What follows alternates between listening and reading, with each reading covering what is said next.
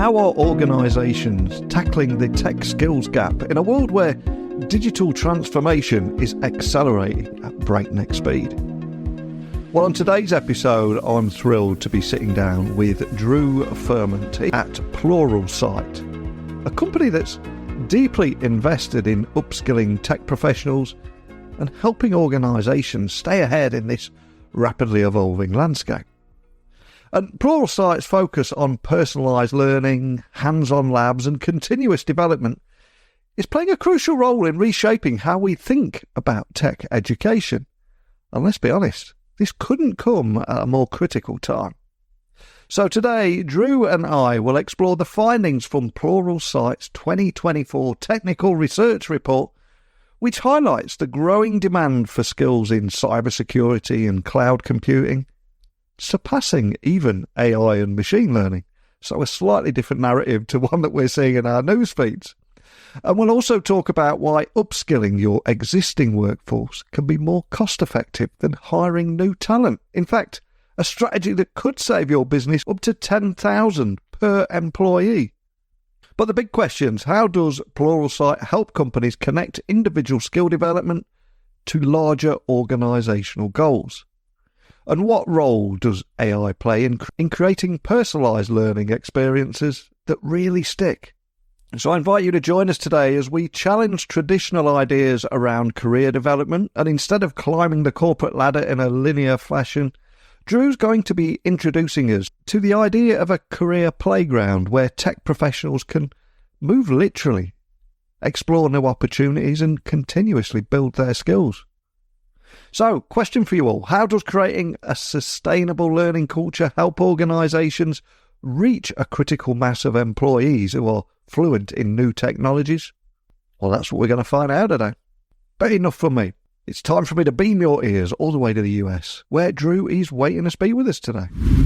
So, a massive warm welcome to the show. Can you tell everyone listening a little about who you are and what you do?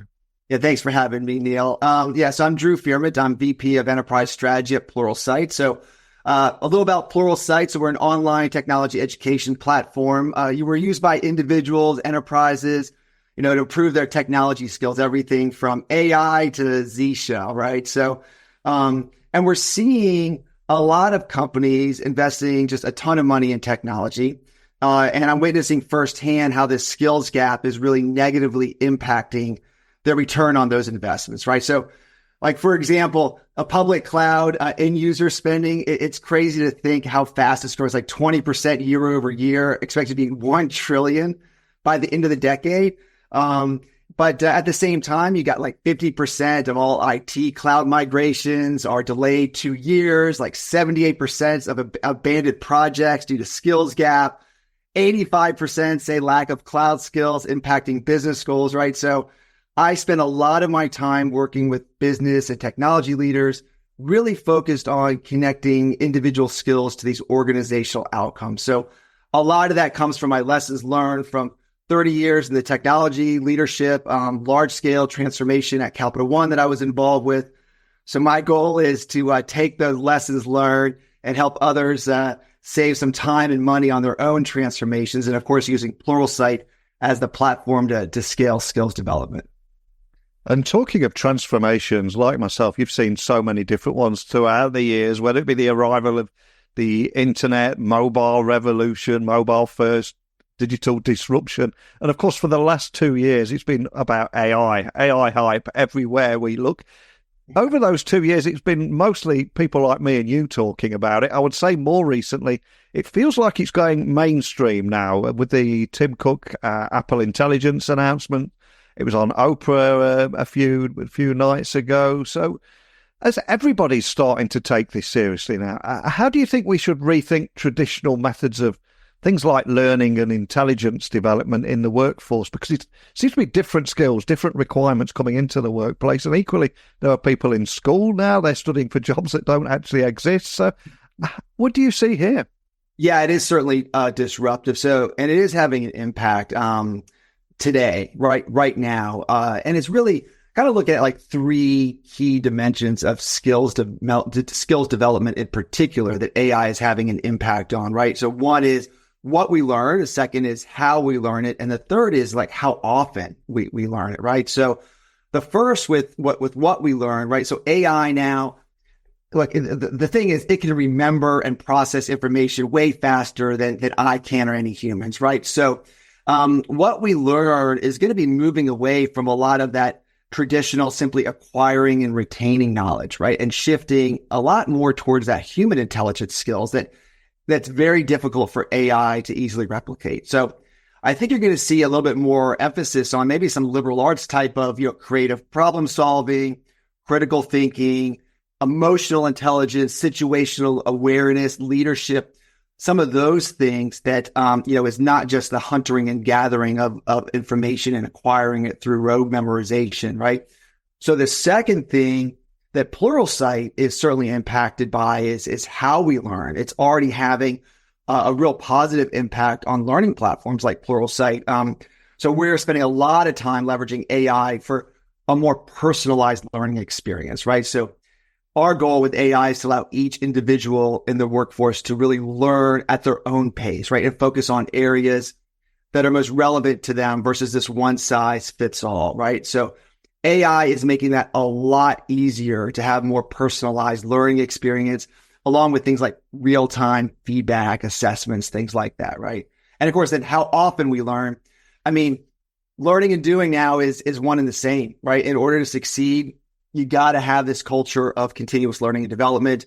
And you got to have, bite-sized offerings. Micro-learning content is going to be a very, very crucial role there. But you got to be constantly updating your skills. And AI is a great example of how disruptive that is. And you certainly don't want to be left on the wrong side of that disruption.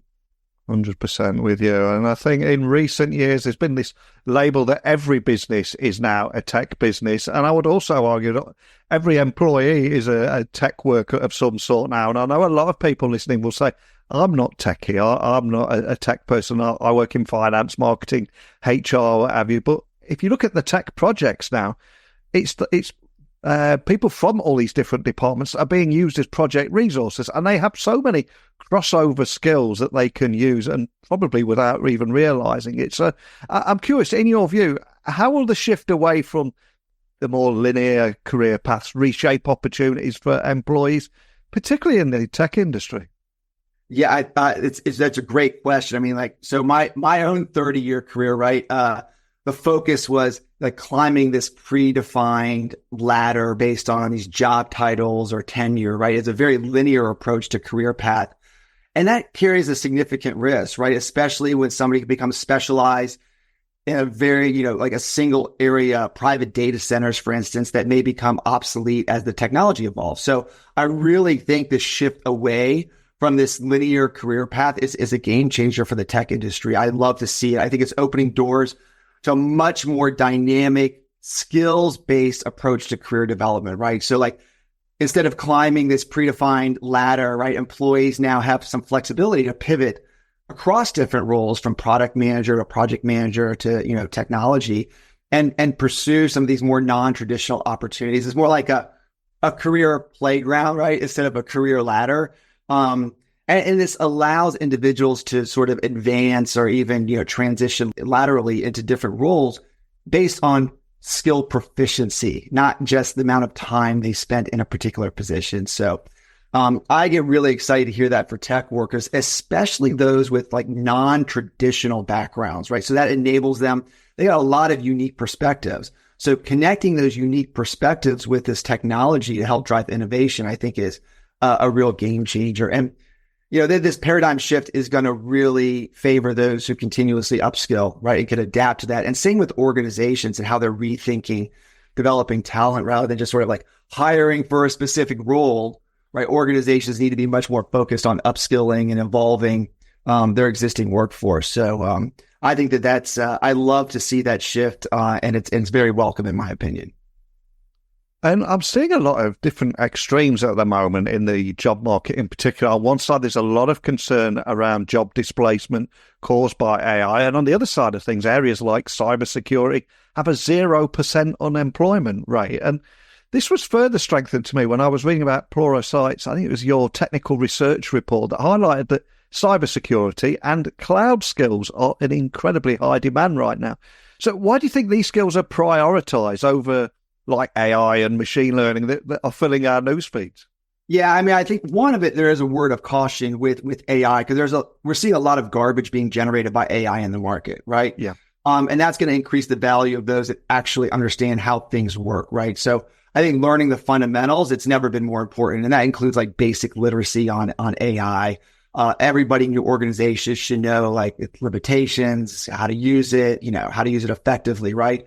But when it comes to cloud computing and cybersecurity, ultimately, both of those are really table stakes for enterprises, right? And do not pass go and collect AI and ML without having those foundations like firmly in place, right? So unfortunately, there's a lot of organizations who took shortcuts with their initial cloud computing migrations, and that resulted in a lot less value than expected, right? So they simply like lifted and shifted their existing legacy practices and technology into the cloud. And that brought a lot of the same security and operational issues that we see when you're managing private data centers. So like as a result, we're seeing like only 30% of IT leaders find their cloud initiatives are actually driving customer value. So I think instead of repeating the same mistakes with machine learning and AI, right, leaders are now trying to make sure their entire workforce understand how to operate in this new model of cloud computing. It's the backbone, right, of the modern operating model. And it's really difficult to do machine learning and AI without cloud computing, right? And a big part of cloud computing is cybersecurity because it's now everybody's responsibility, which is why those two things are really going hand in hand. So, I mean, AI or ML are certainly powerful tools to drive innovation, but they rely heavily on cloud and cybersecurity as enablers. So I think that's why you're seeing that focus right now on those two over some of the AI and ML initiatives. And one of the reasons I was excited to get you on the podcast today, I was reading how you believe in this new spirit of exploration and learning can actually foster internal mobility within inside organizations of all sizes. So I've got to ask, how do you at Pluralsight, how do you facilitate this through your learning platform? Anything you can share around that? Oh yeah, so I mean, I have a lot of passion for this topic, really unleashing the greatness of the folks that work within your organization.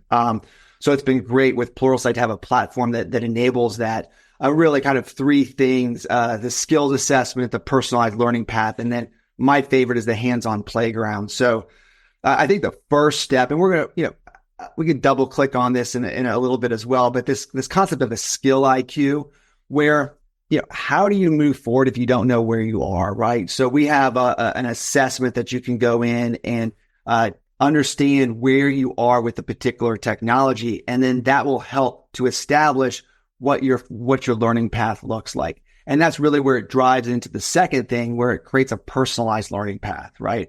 So now you know where you are, and then now, to help you get where you're going, now based upon the results of that skill IQ, it was going to recommend specific courses and learning paths to help explore, those gaps, right? And make it easier to transition from where you are to where you want to go. So that really helps, I think, employees to explore these different areas of interest with some sort of guided help.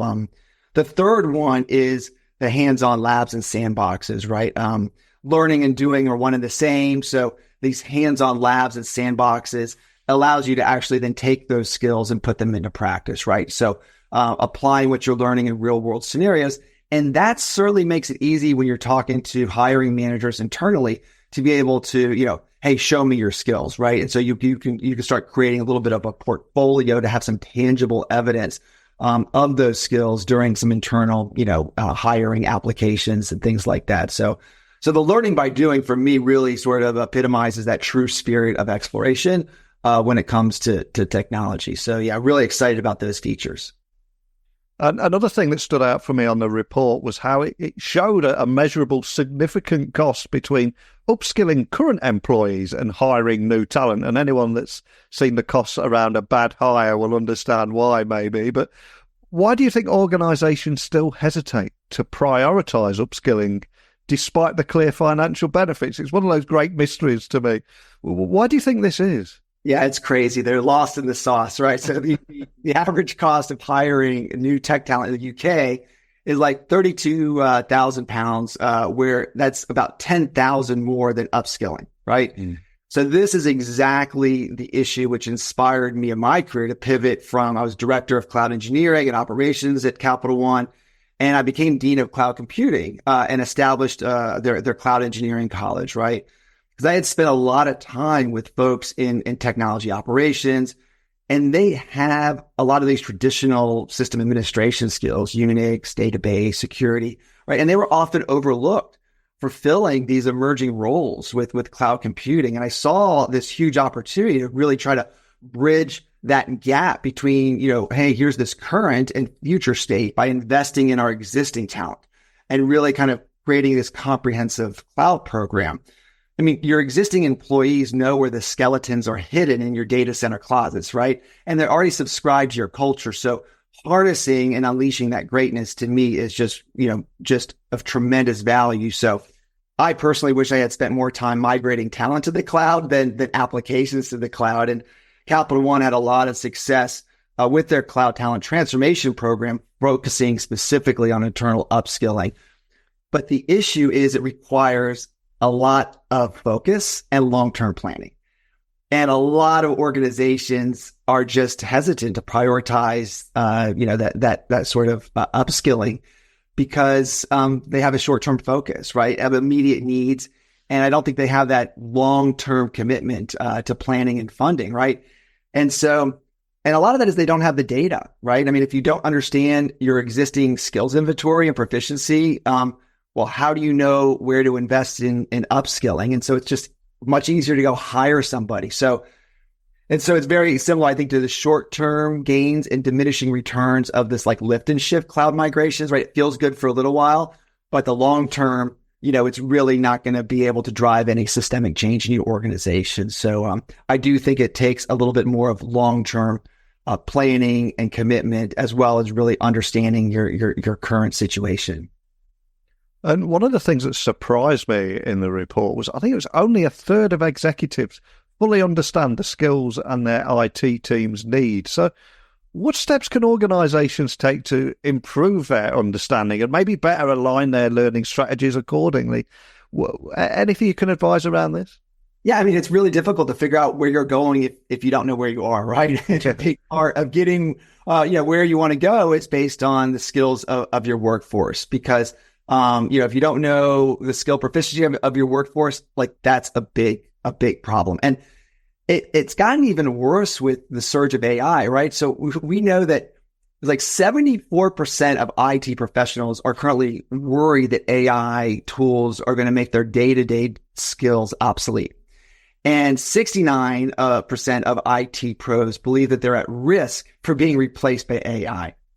Well, despite like those overwhelming fears, 90% of execs say they don't completely understand their team's AI skill and proficiency. So that's a pretty scary, a position to be in. So when I work with leaders, one of the first things that we do is leverage our skill IQ assessments for their organization to create this inventory of workforce proficiency, right? So that's going to help establish the current state, and then, eventually measure, benchmark individual and organizational progress, right? So then we actually have this cool tool called the Role IQ, where that's more of the future state. You could take a bunch of different skills, roll them together in a Role IQ, and now you can kind of say, oh, well, what skills do I need to be able to fill a role, which makes it much easier to upskill internally versus now hiring externally. So, once you have the benchmark, then you just conduct regular skills assessments, measure the progress.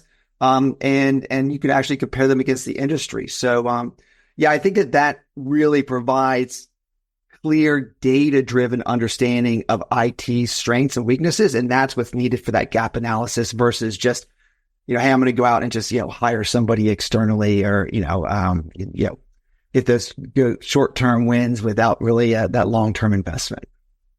And one of the things we talk about a lot on this Daily Tech podcast is the importance of continuous learning. So as someone right in the heart of this space, how are you finding continuous learning programs help close that growing skills gap that we keep reading about, particularly in rapidly evolving areas like cloud computing and cybersecurity that we've mentioned a few times today? Yeah, it's learning tech is no longer once and done, right? It is the culture of continuous learning. It's required to close that skills gap. And what's interesting, I don't think that this is something that employees should be required to be doing like in their off hours, and even like during designated hours, right? It's 2024. This learning and doing is now one and the same. So a simple example of this is, many organizations are agile, and so they have agile sprints. So leveraging those agile sprints by putting learning stories in there as a spike story, you could put a story in there, like each of them, 3 stories, each of them are an hour. One story for something to watch, one story for something to read, and one story for something to do, right? Then every sprint, the team is pulling off those stories into their daily activity. And they're helping on the daily stand-ups. They're providing a status on them. And then maybe even at the end of the sprint, they do a retro and they say, hey, what did we learn and how do we apply it, right? So that's the type of approach when we talk about continuous learning that really helps to create this workforce that is always learning and always evolving. It's allowing these skills to be much closer to the work being done. And it empowers these self-organizing learning teams with some autonomy and flexibility to explore these topics that are relevant to their specific demands. So I think that's a good example of what it means to really close those skills gap, with continuous learning programs.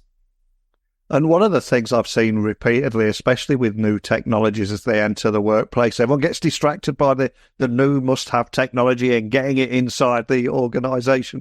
But they always seem to forget the most important thing to make it successful, and that is the workplace culture, of course. And as a cloud strategist at Pluralsight, what strategies do you recommend for companies looking to create that sustainable culture of lifelong learning, employee development? And I appreciate that question on its own is an entire podcast episode. It is the secret sauce that everyone's looking for. But what strategies do you recommend? Yeah, I think that this is where a lot of companies are just getting it flat out wrong when it comes to creating a sustainable culture, right? And this is probably one of my biggest lessons learned from driving a talent transformation at Capital One. And that's enterprises have a ton of inertia in place tied to existing ways of doing things. Like, this is the way we do things, tribe, right? And so in order to shift to this new paradigm like cloud computing, you got to create enough counter momentum to overcome the inertia. It's a similar concept to that, crossing the chasm from early innovators to early majority. If you don't create enough critical mass, you just end up in an echo chamber of early adopters. So, and with any culture, the basis is often tied to these core elements that people forget about, like language and rituals and artifacts. And you got to reach a tipping point where this small group of technologists that embrace this new language becomes that majority consensus.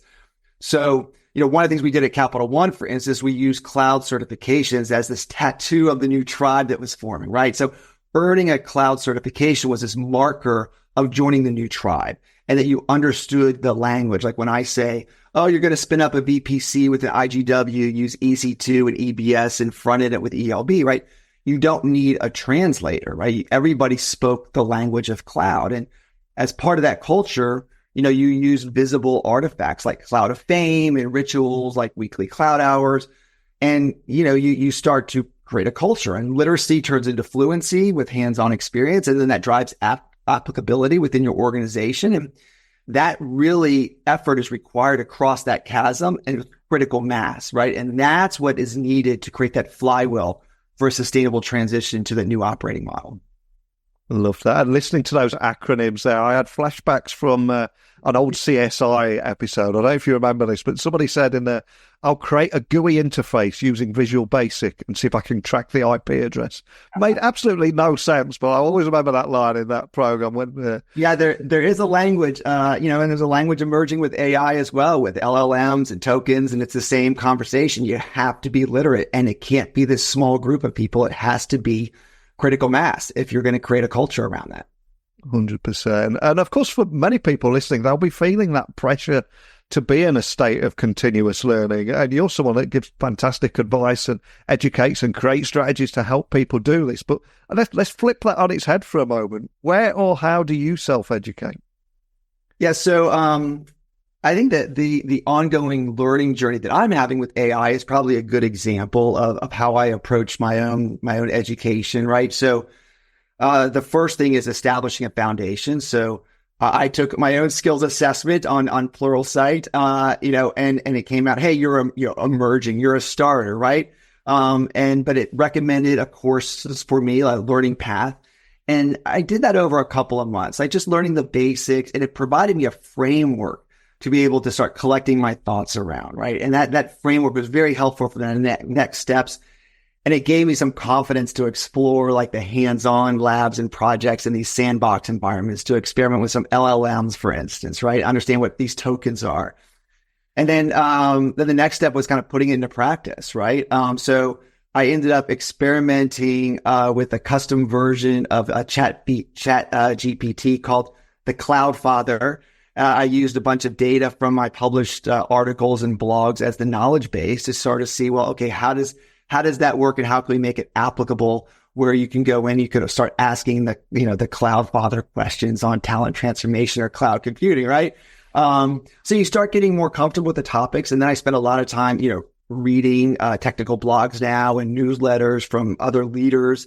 And I found a great source of my continuous learning is summits and conferences like AWS. AWS offers these free summits in major cities around the world, and you get access to these incredible experts, right? So you could just go and absorb that and meet them and talk with them and connect with them. And so we'll be going to the AWS reInvent conference, and that's where I'll be deep diving into now a lot of the specific AI services and solutions. So and then to put a bow on it, I'll probably go after an AI certification with AWS just to sort of solidify my understanding of it. I think getting a cert is a good starting point, but I always say it's like when you're certified, you're an expert, and but an expert means that now you know how much you don't know. Yeah. What you don't want to be is a hazard, as somebody that thinks they know more than they know. That's the worst thing you could do. So, getting that cert, it's like, okay, now I know how much I don't know. I have my, liberal arts degree in sort of cloud or AI, but now I could start, building off of that, with future knowledge. So, so it's been a journey, and it's going to be a continuous one because, as you know, it's changing every single day at this point, right? Yeah, I love that. The Cloudfather. Please tell me you've got a T-shirt or a website URL with that on. You've got to have done something there. And for anyone listening, just wanting to find you or your team online, dig a little bit deeper on anything we talked about today, like that report, for example. Anywhere in particular you'd like to point everyone listening? Well, yeah, you can find me on LinkedIn, where I love to connect with individuals. I'm pretty active there. And for more details on some of the reports and findings I mentioned today, you could just go to pluralsight.com. We have a great resource section along with really a ton of solid blogs from our authors and industry experts. So yeah, pluralsight.com in the resources and blogs is a great place to follow up as well. Well, so many big takeaways and things I was jotting down throughout our conversation there. From that average cost of hiring new tech talent here in the UK is over $32,000 per employee, 10,000 more than upskilling existing workers. Food for thought there. Equally, the fact that only 33% of execs properly understand the skills that their IT teams need. And also, I think a big probably point to end on here is why organizations should be prioritizing skills like cybersecurity and cloud, maybe over AI and ML. Love to hear what people are thinking about that. But more than anything, thanks for joining me today. Thank you, Neil. One of the things that stood out in my conversation with Drew was the importance of long-term thinking when it comes to tech talent. Upskilling isn't just about saving costs, it's about creating a culture of continuous learning, where employees are empowered to grow, experiment, and stay relevant in this ever-changing world. And Drew's insights on why cloud and cybersecurity skills are in such high demand and why these foundational skills are the bedrock for digital transformation should give every leader listening something to think about as they plan for the future, especially when many are just thinking about AI right now. And I think Drew also shared some thought-provoking ideas on reimagining career paths in tech, moving away from linear roles to a career playground model, and ultimately how it's a shift that not only benefits the individual, but also the organisation at large by fostering innovation and agility. So the key takeaway here is that investing in people's growth is a smart move. So a big thank you to Drew for joining me today. Drew, you are a great guy. If you are listening back to this conversation, one day we'll definitely have to grab that warm pint in an old English pub, darts, fruit machines, soccer on the TV, all before heading out to the chip shop for some fish chips and, yes, mushy peas. But until then, I know Pluralsight's work will continue to inspire and guide many in their journey to close those skills gaps that we discussed today. So I urge everyone listening to check out that technical research report. And remember, you can connect with Drew and his team online. If you've got anything you want to share with me, any questions or insights, techblogwriter at outlook.com and Twitter, LinkedIn, Instagram, just at Neil C. Hughes. So let's keep that conversation going. It's time for me to prepare for tomorrow's guest now, so I'm going to get out of here. I've taken up far too much of your time. But rest assured, I'll be right back first thing tomorrow morning, lurking in your podcast feed with another guest. So hopefully I will speak with you all then. Bye for now.